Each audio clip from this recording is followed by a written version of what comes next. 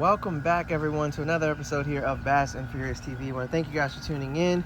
As you guys can see, it's not me that's welcoming you here. It is my new to me Old Town Sportsman 106 kayak. And I just wanted to take you guys here on a quick little trip of it so you guys can see the kayak that I have. So you guys remember I made a video when I first got my kayak. I got a Lifetime Tamarack Pro 10.3. And that kayak, while I caught my personal best in that kayak 3 separate times, that kayak has been absolutely great for me. I decided to go with a different kayak and decided to make a little change here. So here we go. I'm going to go ahead and unveil it for you guys here. Otherwise, I will show you guys my smiling face. But here we go. I'm going to go ahead and get this cover off. Got it covered up here. Couple of goodies on here that you guys can see. I'm going to take you guys through all of this.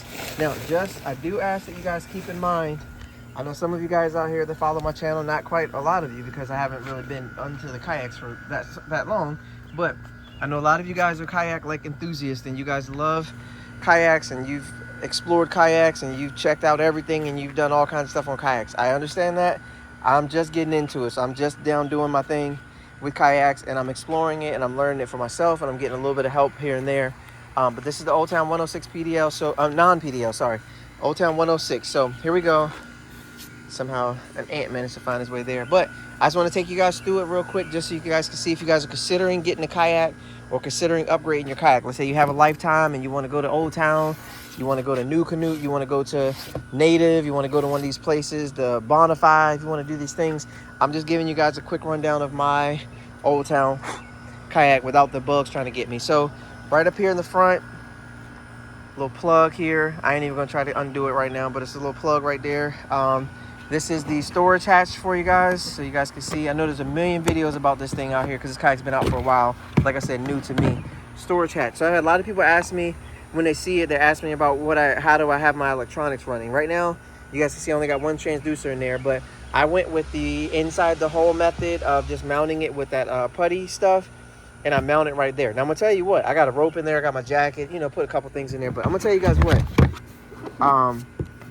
I've had zero issues with running it inside of there. I get my depth, I get my temperature, I get my accuracy, I get everything in there that I need. So that's the method I've chose to run with it, but I may tweak it. I know Old Town has an area right there where I can put it in there and I can protect it, you know, that whole thing. I may do that down the road, but I'm not 100% sure if this is going to be my main kayak going from here, because I'll be honest with you, my back and my neck are telling me to go another route. So I'm going to consider it. This kayak is wonderful. I absolutely love it.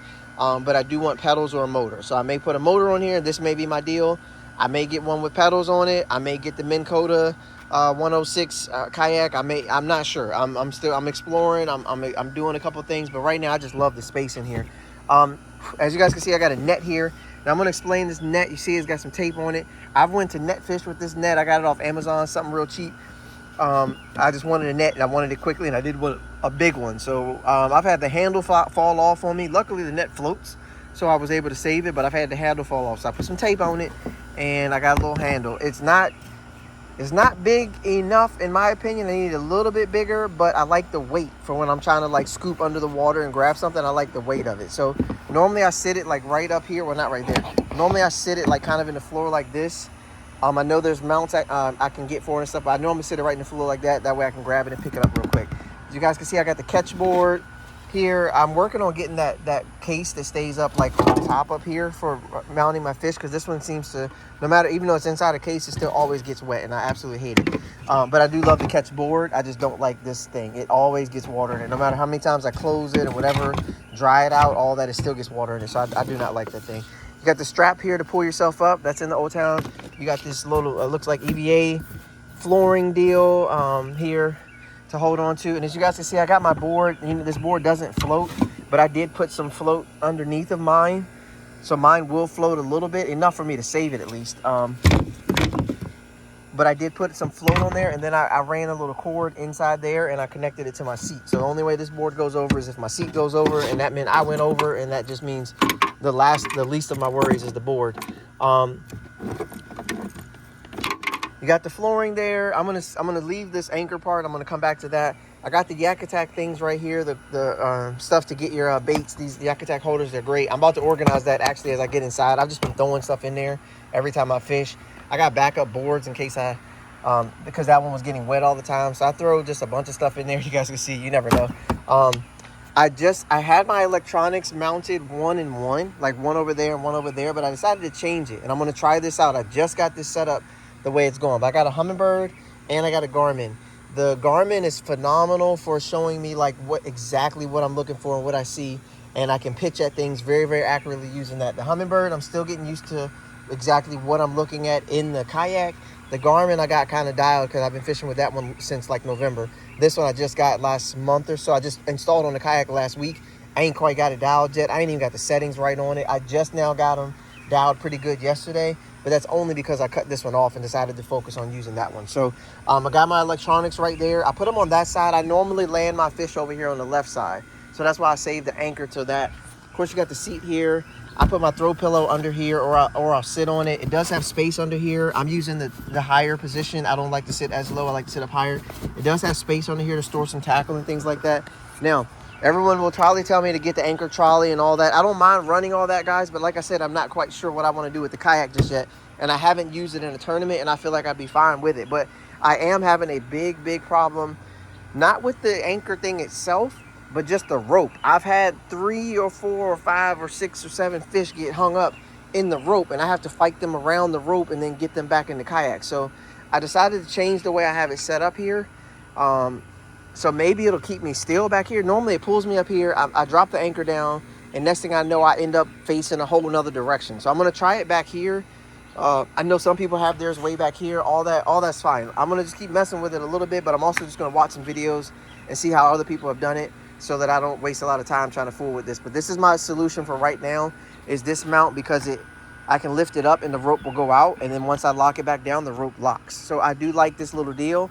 I'm pretty sure the anchor trolley and all that have the similar, if not way better, way to do it. But this is what I have for right now. This was $24. The anchor trolley is like $100. So I went with this for now, and you know, you live and you learn, or maybe it works. So I'm not sure.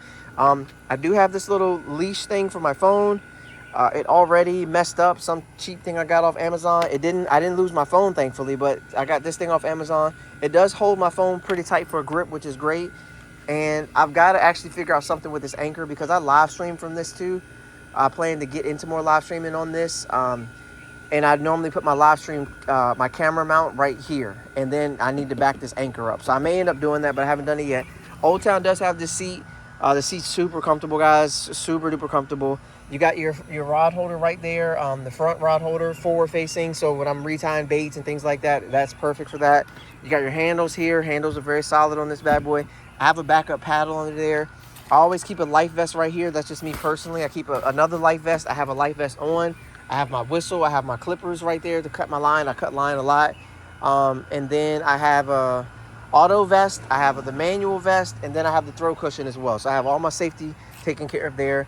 You got rod holders back here, rod holders over there. I have a leash thing here for my paddle. My paddle floats, so I'm not really too worried about that, but I do have this leash thing here. I ain't gonna lie to you guys, sometimes I feel like it does get in my way, but it is what it is. You guys notice I got the Yak Attack Black Pack back here. I got it loaded up with soft plastics on one side, camera stuff in case I want to pull out the camera, towel to wipe stuff down, and then I just have 2 trays in here, crankbaits, and then hooks and weights. And that's it. That's all I got in my black pack. I don't have a lot of other stuff in there at all. And then I keep snacks and then some backup line in there. But that's it. That's all I keep in there. If I do bring drinks or something like that, I've been putting them right back here. I've got plenty of space back here. I just normally throw my cooler or thermos drink thing right back here. It's tight. I'm not worried about it. I'm ready for a drink. I reach behind me, I grab my drink, and I'm good to go.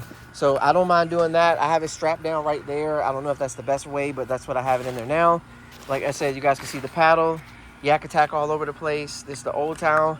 Got my NVKBA, and I got my Rapala. You see my Rapala everywhere, guys. So huge shouts out to Rapala.